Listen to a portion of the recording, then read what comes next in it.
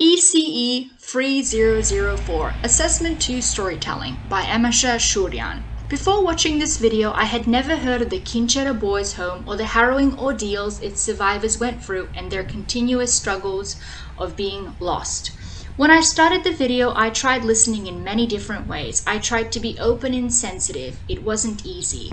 I became emotional and overcome with pain and so many questions. How could they do this to families, to their innocent children? How were people fine with this happening? I listened multiple ways with all my senses. Without the video, it was hard to imagine what was going to happen next. The sound effects were very vivid and took me by surprise constantly. It made me think about how I wasn't there. This was the only way I knew what had happened to those children. I had to listen to their stories as they saw everything. They lived through it. When I saw the visuals, they kept me glued to my screen. I couldn't imagine a child seeing and feeling everything being shown. The video showed me how cold it must have been in the early mornings, how angry they were, all the pain they had to endure every day and every night, how they were made to hate each other and made to hate themselves. Rinaldi, 2011, page 234 to 237. I listened as an educator and I felt disgusted. How could these people be completely fine with treating children this way?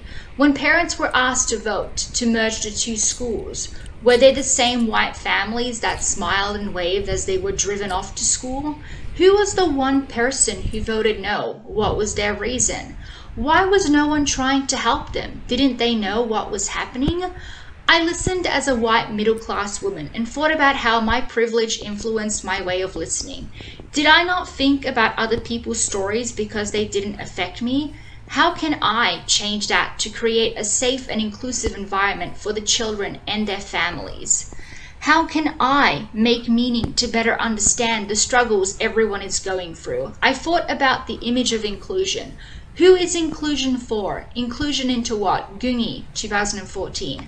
I want children to feel safe and respected in my classroom. I want them to feel heard and comfortable coming to me with any worry on their minds. Children shouldn't be singled out because of their differences. Instead, we should encourage them to feel as one with the class, a place to belong. As a teacher, I want to support children and their families by having children learn to be proud of themselves and their families, respecting a range of human differences, recognize unfairness and bias. Q et al., 2016, page 58.